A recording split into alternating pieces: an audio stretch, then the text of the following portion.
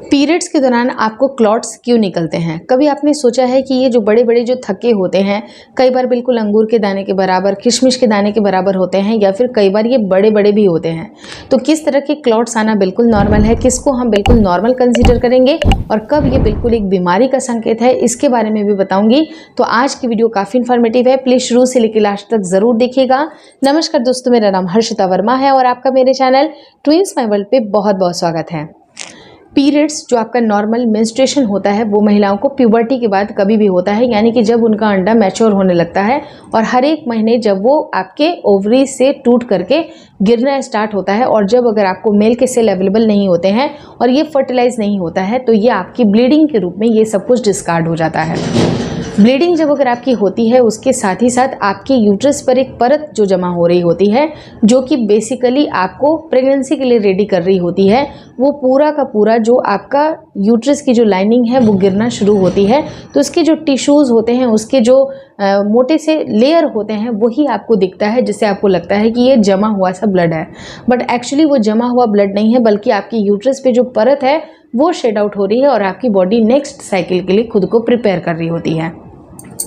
इस टाइम पे जो आपका प्रोजेस्टेरॉन की जो वैल्यू है काफ़ी तेज़ी से बढ़ती है, क्योंकि जो आपका प्रोजेस्टेरॉन होता है वही आपकी यूट्रस में जो परत होती है उसको डिसाइड करता है कि उसकी परत कितनी मोटी होगी या कितनी पतली होगी, क्योंकि प्रोजेस्टेरॉन की मात्रा का भी बेहतर होना ज़रूरी है। क्योंकि प्रोजेस्टेरॉन अगर आपकी बॉडी में होगा तो अच्छी परत बनेगी और आपका बच्चा अगर फर्टिलाइज हो जाता है, यानी कि जो आपका एग है अगर वो फर्टिलाइज हो जाएगा तो वो आपके यूट्रस पर चिपकेगा और तभी से वहाँ पर बेबी का मेकिंग प्रोसेस वहाँ पर शुरू हो जाएगा, यानी कि जो आपका बच्चा है वहीं पर डेवलप होता है आपके यूट्रस में।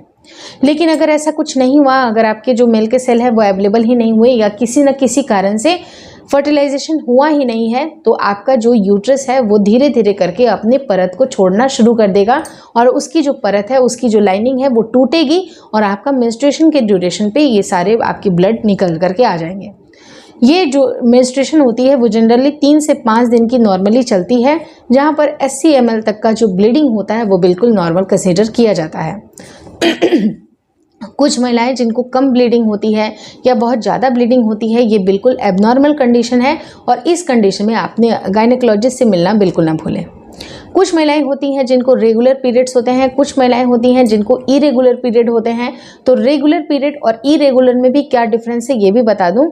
अगर आपको पीरियड्स बिल्कुल 3 से 5 दिन पे आती हैं और उसकी जो ब्लीडिंग का कलर है वो बिल्कुल आपको मैरून या रेड कलर का है, ब्राइट रेड है, इसका मतलब कि पीरियड्स बिल्कुल नॉर्मल है। और साइकिल अगर आपको 21 दिन से लेके 35 दिन पे वेरी करती है, यानी कि अगर 25 दिन 26 दिन पे भी अगर पीरियड्स आ रहे हैं या फिर अगर आपको 32 दिन पे भी पीरियड्स आ जा रहे हैं और रेगुलर बेसिस पे उसी टाइम पे आते हैं, इसका मतलब कि वो बिल्कुल सेफ है और आपका रेगुलर पीरियड है।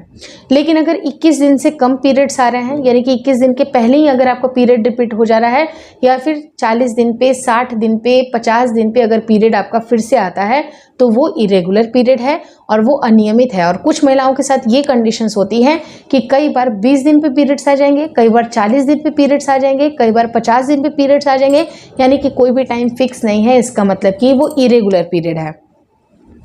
इरेगुलर पीरियड में आपकी ब्लीडिंग का जो कलर है वो भी बिल्कुल गड़बड़ होता है, यानी कि कई बार ऑरेंजिश होता है, कई बार पिंक कलर के, कई बार ब्राउन कलर के, कई बार बहुत ही काले ग्रीन कलर के भी इस तरह के डिस्चार्ज अगर आ रहे हैं तो वो आपका बिल्कुल भी अनियमित पीरियड है। और इस टाइम पे अपने गायनेकोलॉजिस्ट से मिलकर के बात ज़रूर करें, क्योंकि आपके हार्मोन में दिक्कतें हो सकती हैं। अगर आपके हार्मोन्स में गड़बड़ी होती है तभी जाके आपके कई बार आपने देखा होगा कि हार्मोन्स की गड़बड़ी की वजह से भी आपकी ब्लीडिंग खुल करके नहीं आती है। तो ऐसे केस में आप अपने गायनेकोलॉजिस्ट से मिलकर के बातें ज़रूर करें।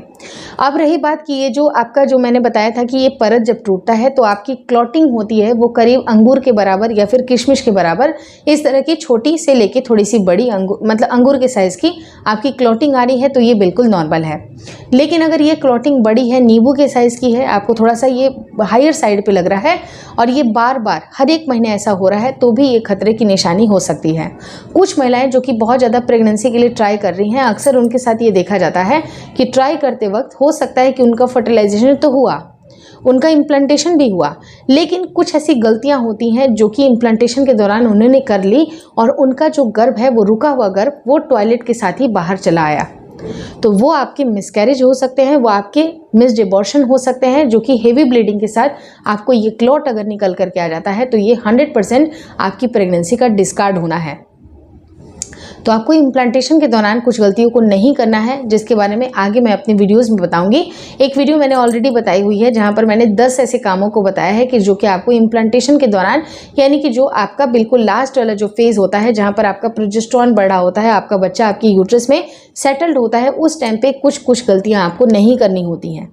वो गलतियां अगर आप अवॉइड करिएगा तो आपकी जो प्रेगनेंसी है वो अच्छी तरह से आपकी बॉडी में सेटल हो जाएगी और पूरे 9 महीने के लिए आपकी जर्नी वहाँ पर कंप्लीट होती है। तो बेसिकली आपको ये समझने की आवश्यकता है कि क्लॉट्स अगर नॉर्मल है, आपको सेकंड डे पे हेवी ब्लीडिंग हो सकती है, थर्ड डे पे क्लॉटिंग भी आ सकती है। तो अगर ये क्लॉटिंग बिल्कुल नॉर्मल है, कई मतलब छोटे छोटे क्लॉट्स आ रहे हैं तो ये बिल्कुल नॉर्मल है, लेकिन बड़े क्लॉट्स आएंगे तो एक बार आप ज़रूर अपने गायनेकोलॉजिस्ट से बात कर लें कि कहीं ये मिस्ड एबॉर्शन तो नहीं है, कहीं ऐसा तो नहीं है कि, और कई बार अगर आपका जो मिस्ड एबॉर्शन होगा तो वो आपके पीरियड के जो आपका डेट है उसके 10 दिन बाद, 5 दिन बाद, यानी कि जो आपका प्रेगनेंसी अगर रुक गई है और उसके बाद ये डिस्कार्ड हुआ है तो ये मिस्ड एबॉर्शन है। कई बार बहुत सारे महिलाओं को पहले ही होता है और बहुत बड़े बड़े से क्लॉट्स होते हैं, तो उसमें आप ज़रूर ये जांच करा लें कि इस तरह की क्यों संभावनाएं हो रही हैं, क्योंकि कुछ ना कुछ रिप्रोडक्टिव इश्यूज़ आपकी बॉडी में हो रहे हैं। अगर रिप्रोडक्टिव इश्यूज़ हो रहे हैं तभी जाके आपको ये क्लॉटिंग दिखाई देती है और ये आपके लिए बेहद ही खतरनाक हो सकता है। आप अपनी डॉक्टर से बात करें, हार्मोन की जांच कराएं, अपनी पूरे रिप्रोडक्टिव हेल्थ को देखें कि आपकी ओवरीज अच्छी है, आपकी यूट्रस अच्छी है, या फिर आपकी यूट्रस में कोई गड़बड़ी तो नहीं है, कहीं एंडोमेट्रियोसिस तो नहीं हो रही है, कहीं फिब्रॉइड्स तो नहीं हो रहे हैं, पीसीओडी की कहीं कोई शिकायत तो नहीं है, और सारी की सारी जांचें आप ज़रूर कराएं ताकि आगे चल के आपको प्रेगनेंसी कंसीव होने में भी दिक्कतें ना हो।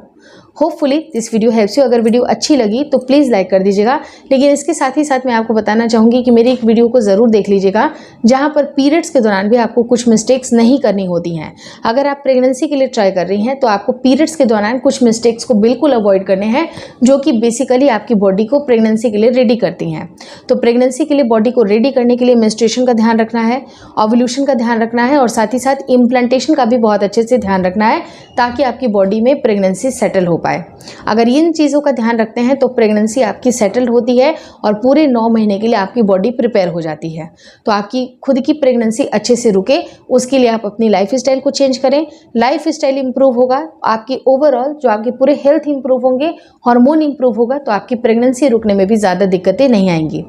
Hopefully this video helps you. अगर वीडियो अच्छी लगी तो प्लीज़ लाइक कर दीजिएगा। चैनल पर नए हैं तो चैनल को ज़रूर शेयर और सब्सक्राइब करें। मुझे इंस्टाग्राम पे और फेसबुक का जो मेरा पेज है उसको लाइक और शेयर करना बिल्कुल ना भूलें।